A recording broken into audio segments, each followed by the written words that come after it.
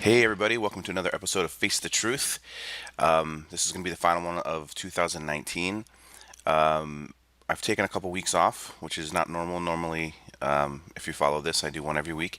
I had a crazy end of the year with deadlines. I still have some crazy deadlines, which I'm super grateful for, but it's been taking up all my time. I've basically been working all Christmas holiday. Some really fun projects, though, that I'm really excited about. But yeah, it's been a. I just felt like I really just wanted to do one last podcast, solo one. This is my second solo podcast. Just for everybody that's been following along for a year, I really just wanted to say thank you to everybody for your support. The podcast has been an interesting thing. It's something that I just kind of decided to do. I just jumped into it. By the way, it's 6:30 in the morning. I'm just having my cup of coffee. This is kind of a spontaneous thing. So you might hear my daughter Sienna upstairs, and well, hopefully not, but she just got up. Anyways, it's been a great year. The podcast is one of those things where I just felt like there was something that I could do, and I know so many different artists and musicians and different people around the world that I think are very inspiring, and I just wanted to give back and share. And I think it's been a really cool experience, and I've gotten to talk with so many amazing artists, comedians, actors, just so many cool things. I mean, my friend Carlos Alfredo, he's an actor in California. What an amazing year he's had too. I mean, I've only known him for about a year. He let me stay at his house last 2 years in a row when I went to Burbank. But he's recently, he's been trying to get out there as an actor, and he recently just got picked up on a Netflix series. So congrats, Carlos. That's really cool. But so many different people, so many awesome artists that I've gotten to talk to that have personally inspired me. Painting wise and stuff. So many like Nicholas Uribe, Joshua Bean, Robin Ely. Gosh, just so many. Peter Chan was just on. He's amazing. Victor Huaz. Gosh, the list is crazy. The thing is, I just feel so so happy and just blessed, I guess, with so many different talented artists that I've been able to have on my podcast, that have just inspired me personally, emotionally. A lot of good times. Good talks with my good friend Grigor. He's an amazing artist. We had good talk. Joe Bloom. Just so many amazing artists like Anita Kuntz and Aaliyah Chapin. Just gosh, there's like I think I did 55 or 56 episodes last year. This last year, it's crazy. Anyways, I just wanted to say thank you to all of the artists that said yes to being a guest on my podcast. It really meant a lot. Just so many that it's crazy to even try to list it right now. But also, I just wanted to say thank you so much also to the artists who've contributed to the podcast, who have submitted artwork to share to the guests. Even when Wacom was a part of this, and I was able to give away, I think, close to 40 or more Cintiqs to people all around the world through Wacom, which is that's a really cool thing. I'm like fucking Mother Teresa of Cintiqs or something like that. Not really. It was Wacom. I just feel like just happy that I was able to contribute a little bit. That was cool. But really, just thank you to the artists that were a part of it, who submitted, who continue to submit, even though now they don't get a Wacom. They still mean a lot to me, and I really appreciate that. And the guests really appreciate it as well. Some really cool things too, like just I got to meet a couple here, like got to get to talk and meet Kevin Nealon, which is really cool. He's been like um, a comedian icon to me ever since I was in high school. And him and I started becoming friends. We text each other a lot, and it's been really a cool thing, like sharing. He shares his artwork with me, and I've been sharing my comedy with him, my writing, and it's really cool. So that's also been a really an unexpected thing, to be able to talk with him. He's a really cool guy. So so yeah, this is I don't think this is going to be a very long podcast, but there's a few things I want to do. I want to talk about a couple briefly, a couple that are important to me, and for you, those of you who enjoy the podcast and been following along, I think you'll enjoy this. So, the first thing, real quick, I just want to say thank you to all my clients and everybody. I mean, this has been a really good year for me personally. I got to do two Time Magazine covers or jobs. One was the cover with Donald Trump and Pelosi, and then recently I did Person of the Year again, which they called it Guardians of the Year. That was a really, I'm very proud of that painting. That was a lot of time into that, no pun intended. But it turned out really well. It was a lot of work, but I really enjoyed it. I had a great time putting that one together. And it didn't make Person of the Year, but it was cool because they did like several covers. Mine was the Guardians of the Year, and it was really cool to see when you open the magazine. You see it right away, and it just looked really nice in print. I get excited every time I see. I'm a dork, but that was really cool. So two timepieces. So that was really cool. Of course, my childhood dream came true this year as well when I got to do a Mad Magazine cover. A cover for Mad Magazine. I still can't believe that. And that was an awesome thing. So thank you to Mad Magazine and Susie at Mad for thinking of me for that one. Also, I got to do three full pages for the following issue of Mad. Actually, no, I think it was two issues later. I think, yeah, it was two issues later. So that was really cool. Got to do an Everyone Loves Raymond piece, Two Broke Girls, and then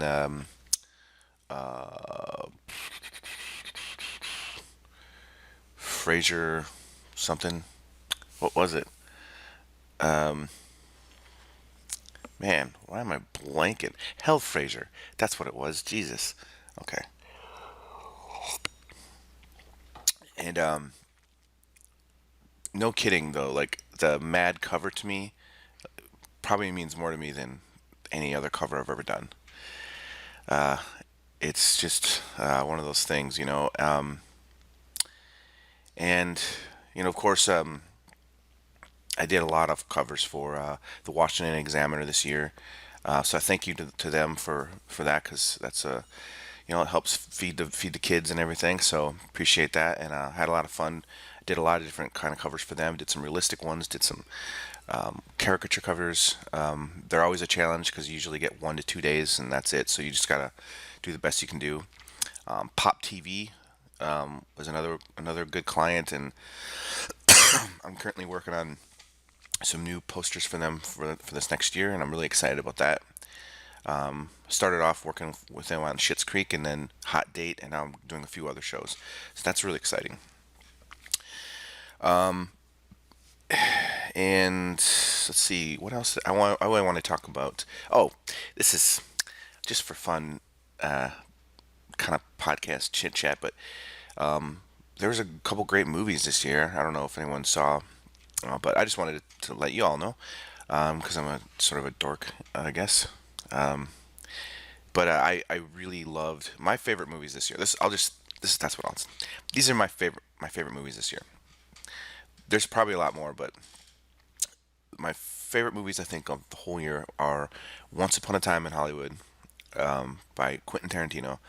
He's one of my favorite directors. I love his movies, and I think that this is one of his best movies. I actually haven't gotten to see it again since it came out. I want to watch it again, but it is just such a fun movie. I love the build up of the characters until it pays off in the end. It's just a really good movie.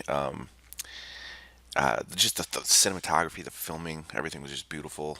The acting, Brad Pitt is freaking hilarious. So is Leo. Just an awesome movie. Um,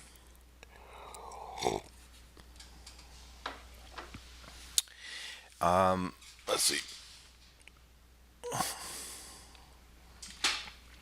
Okay. And my other favorite movie of the year was Joker. I just watched it again the other night, and I gotta say, not only is it probably my favorite movie of the year, but Joaquin Phoenix is so amazing in it. If you haven't seen it, you gotta see. I don't want to spoil anything. I know there's spoilers out there everywhere, whatever, but I don't want to do that. The Joker is just amazing. Joaquin Phoenix is acting his just the whole. And here's the other thing: he's in like every scene of the movie.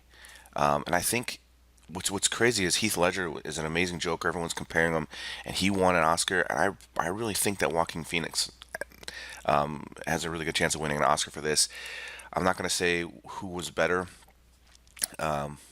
but this is a completely different kind of movie than Heath Ledger's Joker. This really truly builds up the character and the essence and the psyche and the pain and the agony and the hurt and the just you feel for him so much, and then even when he starts, you understand why he goes the way he does, and when he does the things he does, you're not excited about it, but you get it, and it makes sense, and it's terrifying. And I think it was just done beautifully. I love also the film, the cinematography of it, the filming, the style, the era that it was set in was captured perfectly. I think it was like early '80s, I think, and the whole thing's just. Oh, the other thing, I don't know if you guys are familiar with The Shining, but that's one of my other. I love The Shining. And one of the things I loved about The Shining was the music in The Shining was played such a huge important role in the movie, or the whole movie just builds and builds and builds and builds and builds, and it's just like this, finally this like crescendo of just like emotion, and it almost just makes you feel nervous and and that's what the music's like in the Joker. Just the whole time the music just builds and builds, and it's just a part of the movie, and I want to see it again and again and again. I love that movie so much. So, anyways, those are my two favorite movies of the year. Um, let's see. By the way, I'm wearing Star Wars pajamas. I got my slippers on, and I'm drinking my coffee. So it's very nice. And I have to start work really soon. I gotta get going on my deadlines. But, anyways, what else this year? Hmm. Let's see. Well, this is it's kind of a downer to thing, but I feel the need to talk about it a little bit. Is this year my grandmother passed away, and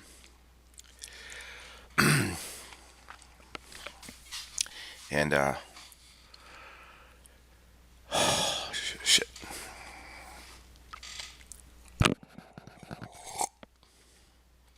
that was really hard. Um,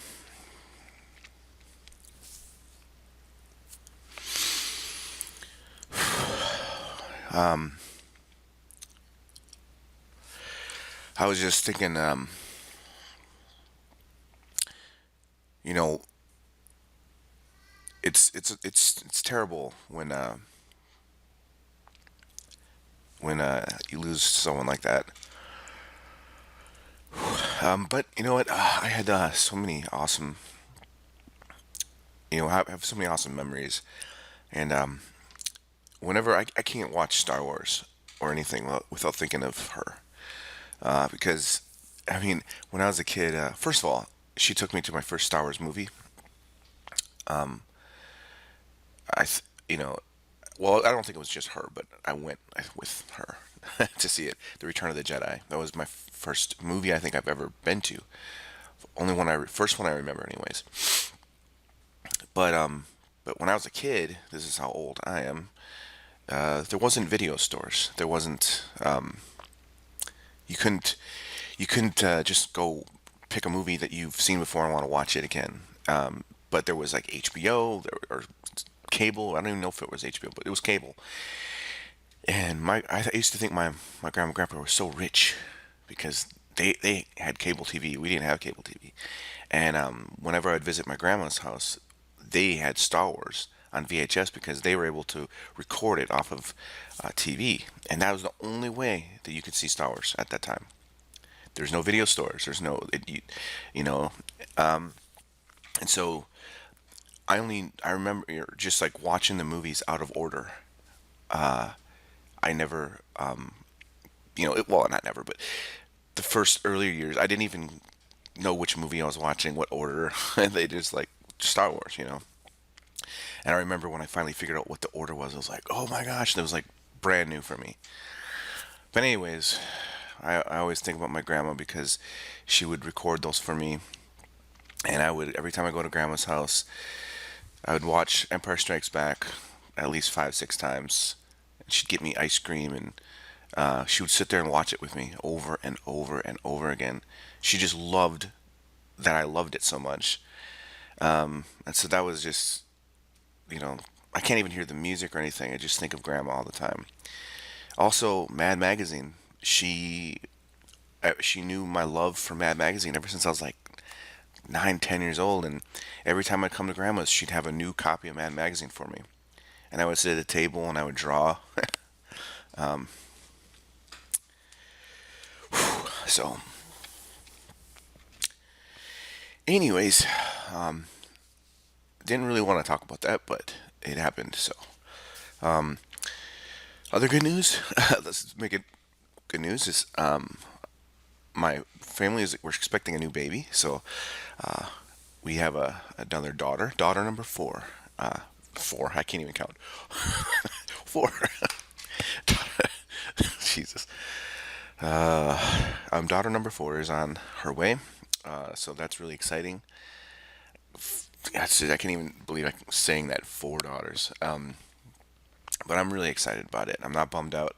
People are like, "Oh, I'm sure you wanted a son." It's like, I've got 3 daughters already. They're amazing. I'm so excited to have another daughter. I can't wait to meet her, and so it's really awesome news. And it's just, I feel crazy. I feel a little weird that I'm 42 and I'm going to have another newborn. So there's that. It's already weird having a 2-year-old and a 16-year-old and a 13-year-old. So, but I'm excited. I can't wait. That's going to be great. So that's good news.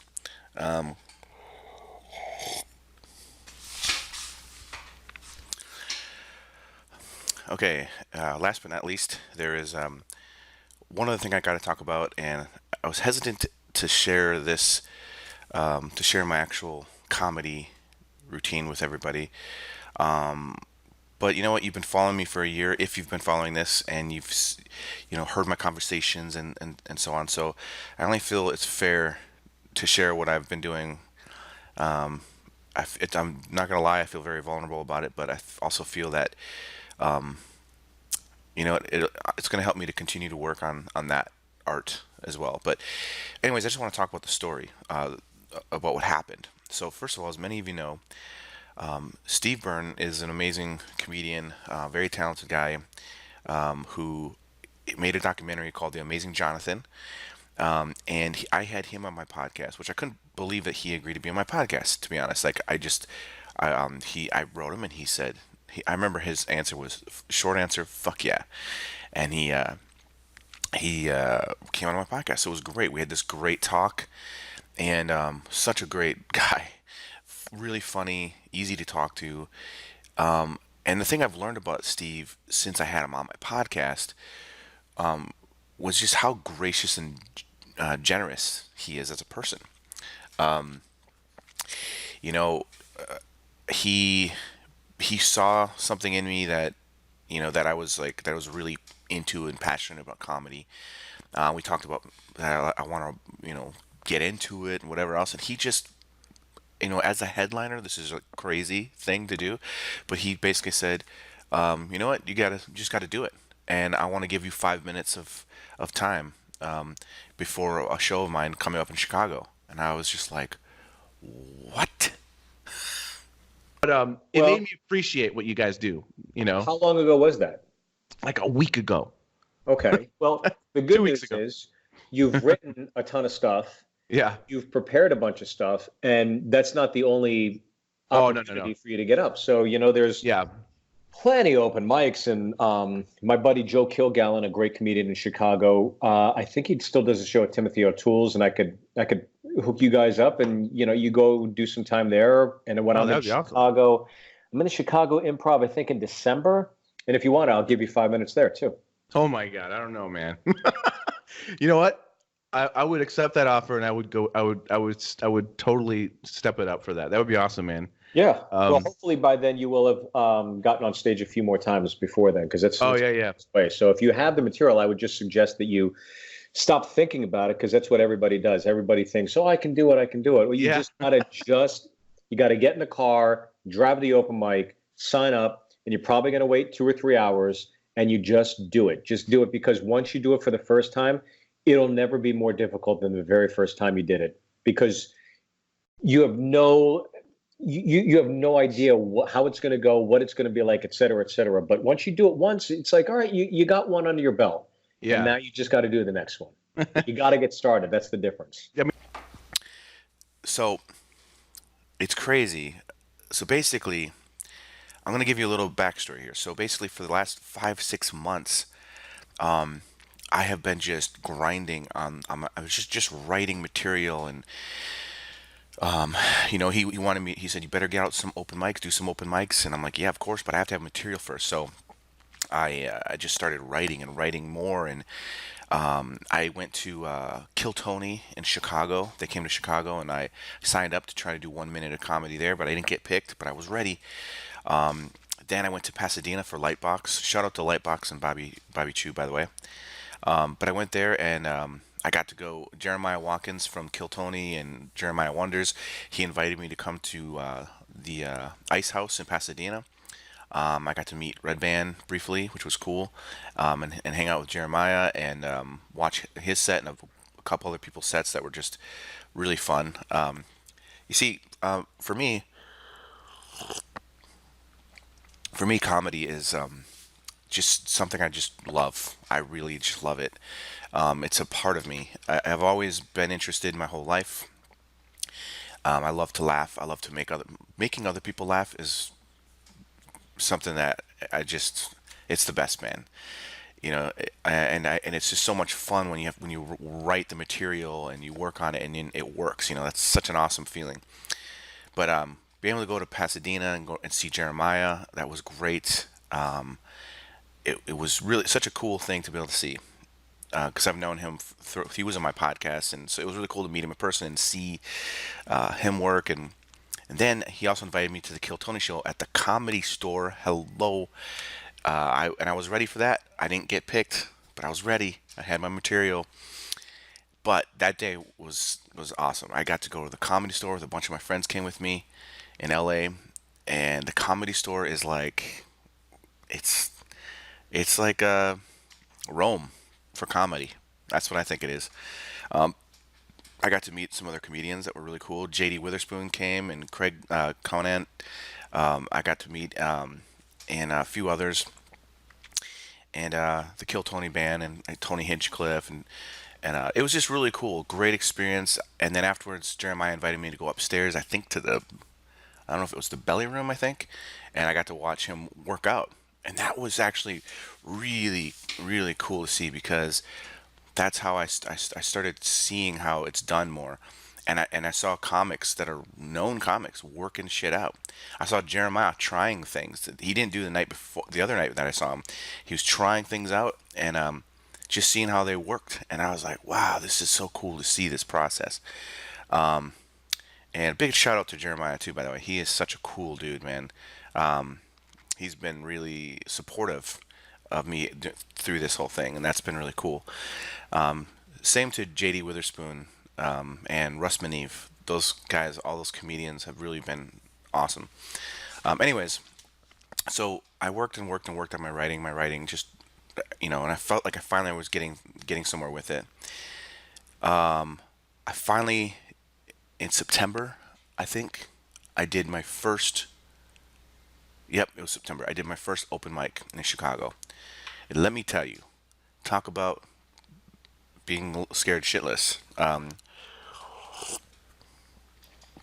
It was it was exciting, but terrifying. And it was at Shuba's in Chicago, and it was a room full of open mics. It was actually pretty packed, and I think it was an even mix of just people and open micers. And it was my first time ever, and I put my name in a list. They called up and said, "Hey, these are our first five." And I wrote my name Syler, so they didn't fuck it up. So they're like Jason Seiler for number 3, and I'm like, oh shit. I text my wife. I'm like, I'm gonna be number 3.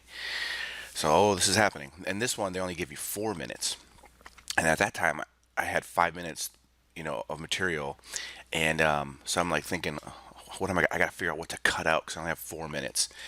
And they call my name. I'm super nervous. And here's the other thing. I never been to an open mic before, and so this is my first time. And everybody's in there with their notebooks. They're writing things. When people are up, they're writing things. And I was like, oh, is this how they do this? I just had it all down. Not like, oh, cool me. It's just I was like practicing and working on this stuff. So I just, every time I walk my dog, I do my material. I'm pretty sure I look like a crazy person walking on the street, just, blah, blah, blah, blah, blah. And anyways, when I got up there, I didn't have my notebook with me. I didn't have a notebook to read off to anybody.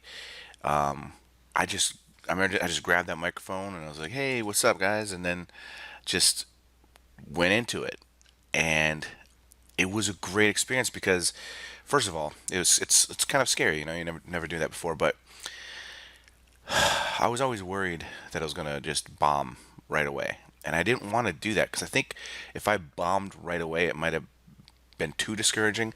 Now, if I bomb on something, if I go to another open mic, I've already done this stuff to an extent, so I feel like, okay, I know I have what it takes to do this.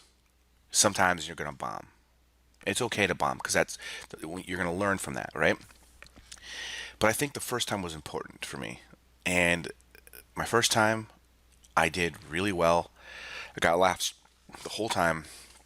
I even got a couple, oh, hell no, shit. This guy in the front, he just kept, shit, like that. It was so good. I loved it.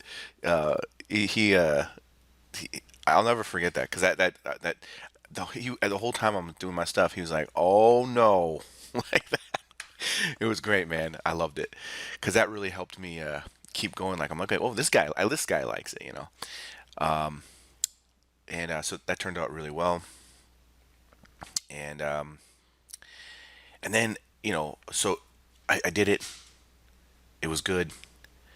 And then I remember just thinking, oh my gosh, okay, I can do this. I can do this. So I went back, went back home, went back, to my life, and I'm like trying to plan like when I can do a next open mic. Now, the thing I've learned too is comics that are trying to do this, they go out like 2, 3 times, 4, 5 times a week. I can't do that. There's no way I can do that. Even Marlon Wayans at my podcast gave me shit. I was like, you gotta change your ways and all this stuff. It's like, dude, I have a family. I have deadlines. I got a career in illustration. This is something that I like to do, and I want to be good at it. But I can't go out every night. So give me a break. So if I can go out once a week, that's cool. I'll try to do that. So that makes me focus more on my writing. I want to make sure my writing is good, and I'm not worried about my performance. It's just that's going to take time to get better at it, but I need the material. Anyways, the first set did well, but I realized something that night. I was throwing in too many different topics, and I had I had a lot of different topics crammed into 4 minutes, and even the MC, she was like, "Whoa, that was a lot of information." So I realized that I need to slow down and just maybe focus on 1 or 2 topics, and and that was actually a really good learning experience.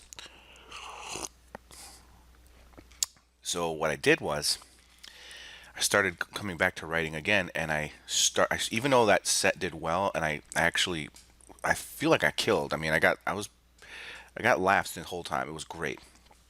I don't think I killed. For me, I did. For me, it felt like it. But anyways, I started all over. Scrapped that material. Started all over. Decided what my topic was going to be, and I just began to rewrite. And I wrote and I wrote and I wrote. And then I started recording myself. I started testing things. I started, again, taking my dog for walks and trying to get my material out there, working.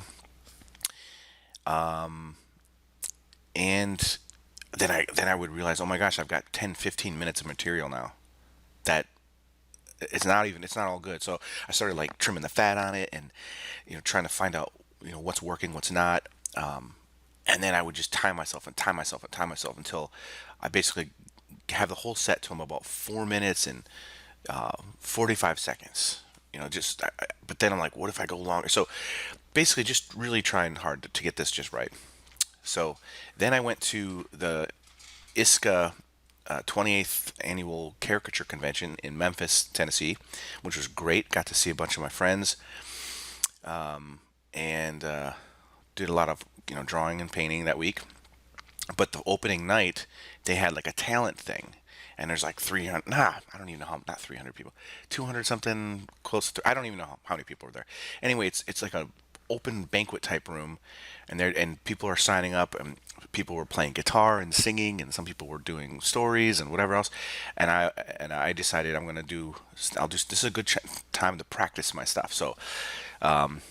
And my friend Bob East, he does comedy, and he did a set. So, and they gave us 5 minutes. So this is perfect. So I went up there and I tried my brand new material that I'd never done before.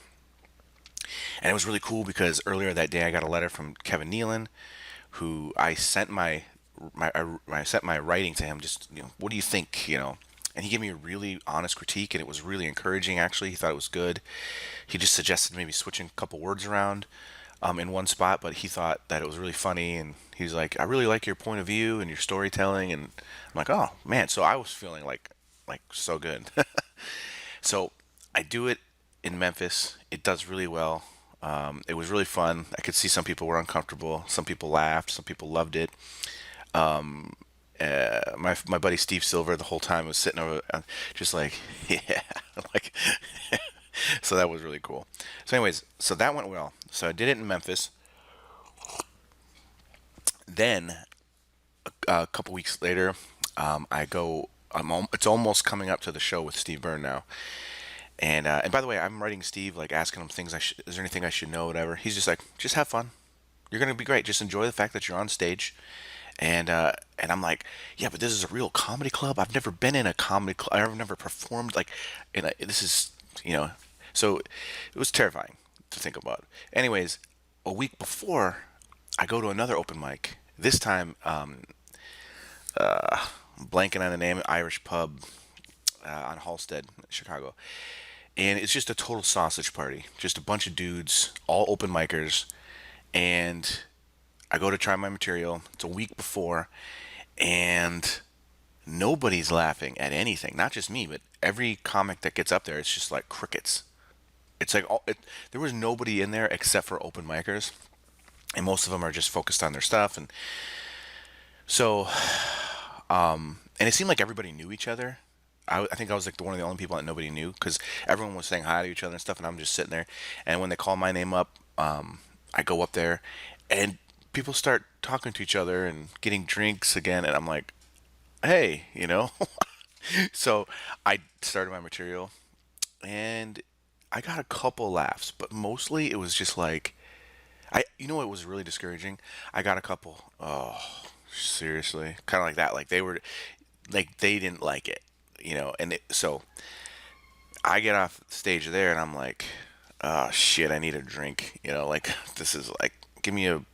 All they had was beer. I don't really like beer that much, so I got a beer. But anyways, that was discouraging. So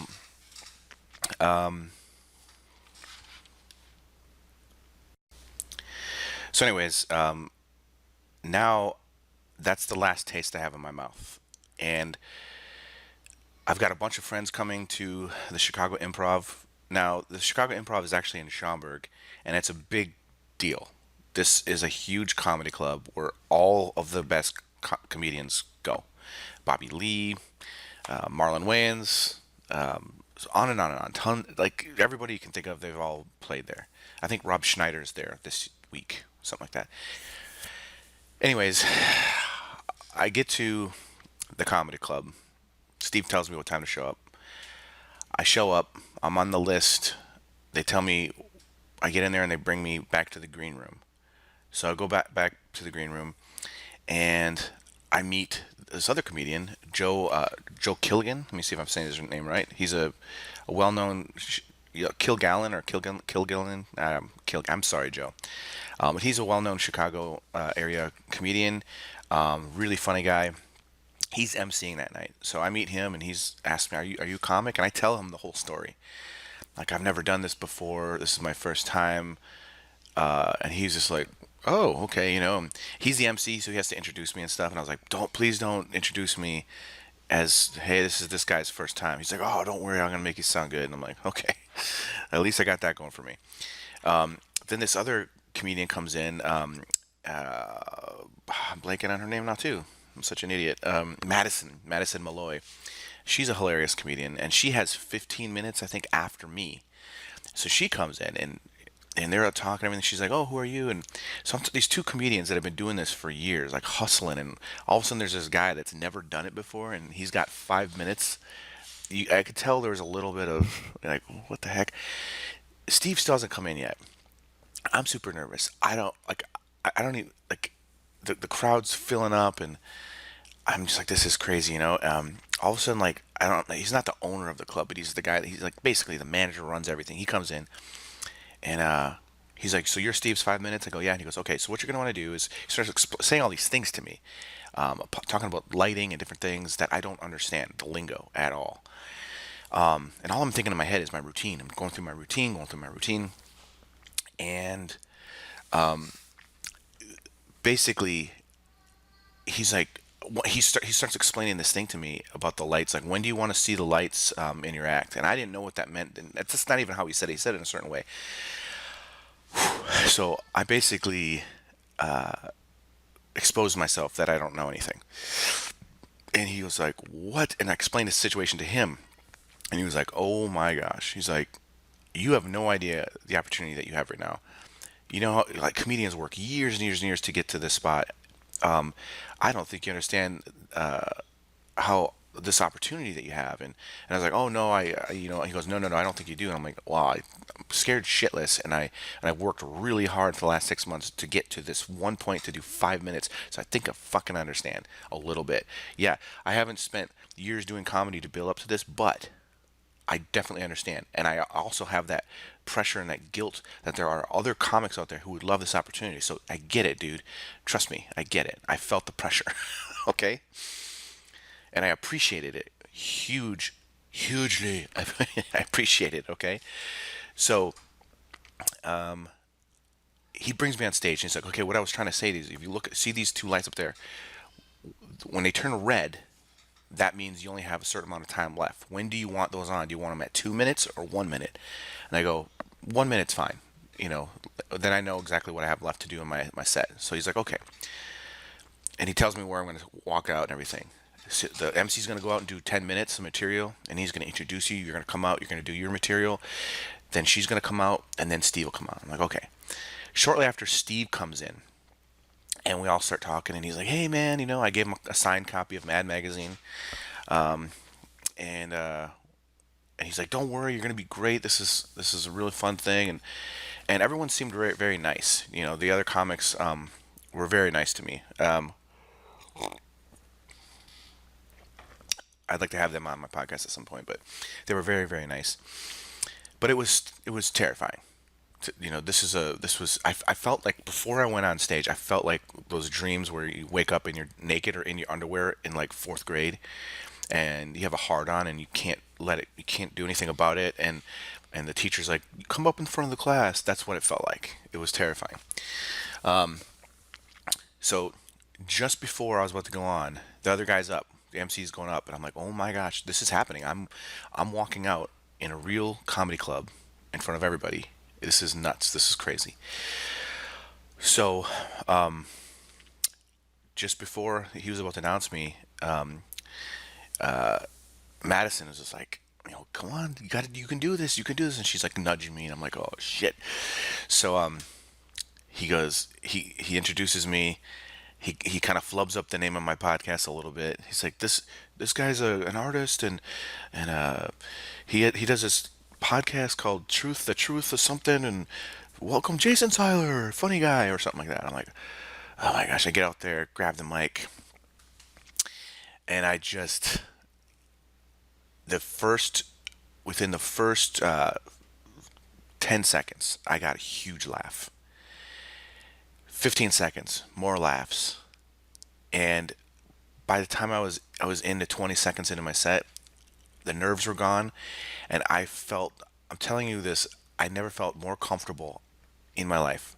I knew at that moment that that's exactly where I was supposed to be, and that's exactly what I was supposed to be doing. I felt so good. I felt like I was in control. I I got laughs the entire time. And it was one of the best feelings I've had in my life. It was amazing. So, Steve Byrne, I just want to say thank you so much for giving me this opportunity. And, you know, truly one of the best nights of my life. It was awesome. All the work that I put into it just for that 5 minutes paid off. I did really well. The crowd loved it. When I was done, I got this huge applause. I didn't mess up at all. It was smooth. I had everything went down. The timing. It was great. I get off stage and Madison's like, "Oh, what the fuck?" She's like, "You got huge laughs right off the start, and the whole time you're getting laughs." She's like, "That was amazing," and she was so excited. She was like, "Oh my gosh!" She was like, "Wow, I can't believe that was your first time doing that." And I'm like, "Dude, it felt so good." Then the best thing was, at the very end of the night, when it was all well, actually no, it wasn't the end of the night yet.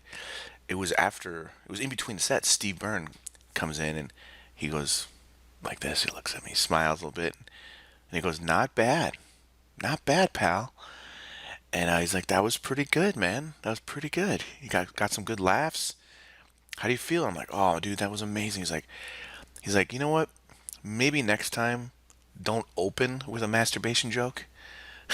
He goes, "It was good. You got some laughs, but like, let's try to ease them into that. You know, a little foreplay before we get into the masturbation." And so he goes, "But that was good." And he goes, "Would you like to do tomorrow and Saturday night?" So I got invited to come back. What the best night of my life. I mean, it was awesome. And afterwards, I went, to the bar in the club. My friends were there, and we were celebrating, and they couldn't believe it. And then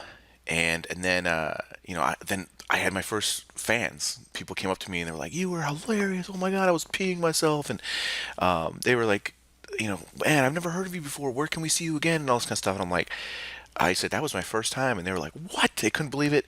They're like, "That was freaking hilarious. Your style was funny and all this stuff."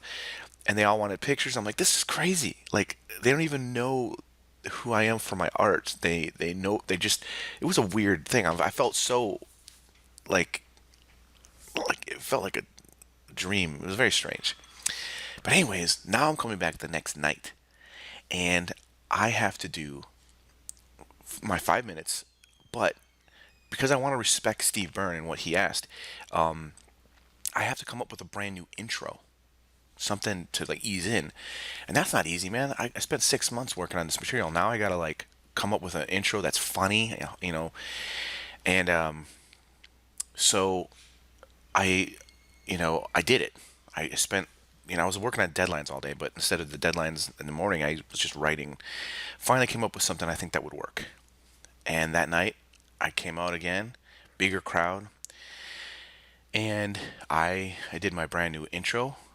I was a little nervous. I'm going to let you hear it, so you're going to hear that I'm a little nervous. But I did the intro. I actually got a good laugh with my new intro, and then I went right into the masturbation. And Now, to be honest, the second night wasn't as smooth as the first night. It's not as polished, and it's because I added the new intro. It kind of messed up my flow a little bit. I started saying a little bit more than I because the first night I have my act down, right? So this time, but you know what? I don't think the crowd noticed because I got pretty good laughs the whole time, and it went well. It just wasn't as smooth. And the thing is unfortunately, I didn't get a recording the first night, which sucks. Didn't work, but I did get a recording of the second night, and because you guys have been following me and supporting me, I'm gonna let you hear my 5 minutes, the second night, and again, thank you so much, Steve Byrne, for this opportunity. I hope you guys enjoy.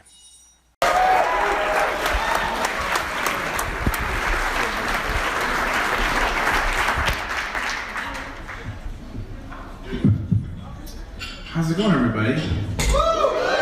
Guys enjoying the holiday festivals? What do you call it? The seasons and all that stuff? Yeah. That's good. My wife and I are celebrating a little bit early. We've got 3 daughters, and we just found out daughter number 4 is on its way. Her way, I should say. So yeah, it's great. You know, I feel really good. You know, it's just awesome. I love having kids. Ever since I've been a dad, I've just really loved day drinking a lot more. But I love kids. You know, when I was a kid, my brother had Lyme's disease, and he was sick a lot. My parents were really concerned for his health, mostly because of the excessive amount of stains on his pillow. He had a drooling problem, or they thought he did. It was disgusting. You see, he had this Green Bay Packer pillow that was so soft. That's right, ladies. Forget your Kegel exercises, because you can't compete with a strong right hand, some lotion, and a fucking Green Bay Packer pillow. The best part is, to this day, my brother still thinks that he had a drooling problem. I was 6 years old the first time my dad caught me whacking it. Polishing the old bishop, as they say. And my dad, being a religious man that he is, did not like what he saw. He sat me down and blew out my candles. And he told me what I was doing was wrong, and that it made Jesus very, very sad, and that I need to be a good boy because Jesus is always watching. What? Why would you say it? Why would he be watching that? I mean, it's okay. It's, as an adult, you know, okay, it's weird and creepy, okay? But as a kid, I was terrified. It freaked me out. And I was filled with 2 things, okay? Guilt and cum. And I only knew how to get rid of one of them. All right? And boy, oh boy, if he was watching, I gave him one hell of a show. Like, guys, I'm sure you can relate, but have any of you ever stuck your dick into a plate of warm mashed potatoes? I just imagine Jesus watching this, you know, ignoring a tsunami or something like that, and just being like, no! No, what are you doing? Potatoes have eyes, bro. Show some potato respect. And girls, he watches you too. Like, how many times has he been like, yuck! Father, are you seeing this? I thought cucumbers were for salads. Oh, no, this is a terrible, terrible morning. First I caught someone tossing Caesar salad, and now this. Are you gonna do anything to help, or? Forget it. Last time I asked for help, he left me hanging. It's a Christmas joke. Always watching. Like, was he watching when Bill Cosby made 60 of those terrible pudding pop commercials? All while wearing a sweater? Ugh. And my dad really fucked me up. I got a lot of questions. Like, do you ever think Jesus went on vacation? I think he does. Like, remember that guy from the 1930s and 40s, that Hitler guy? Remember him? Dun, dun, dun, vacation.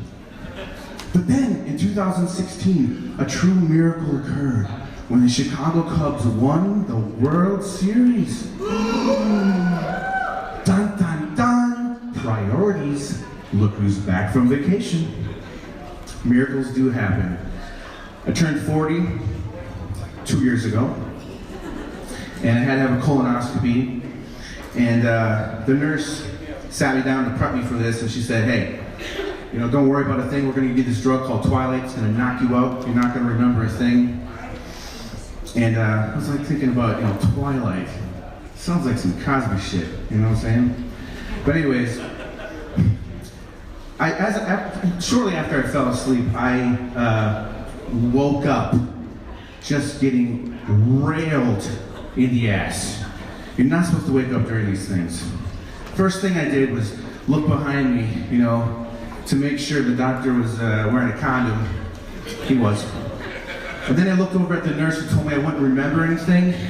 And as I was getting fucked, she says, he's awake.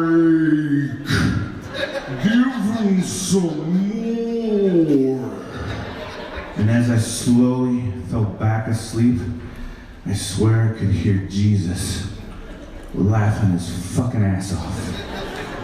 Thank you so much. That's my time.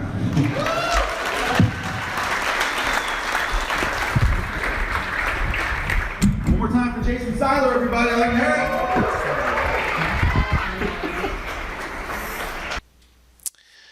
So, anyways, I hope you enjoyed that, hearing that. I hope you enjoyed hearing the crowd a little bit in there. It was a really fun experience, and it was really great. I wish I could have hung out with Steve.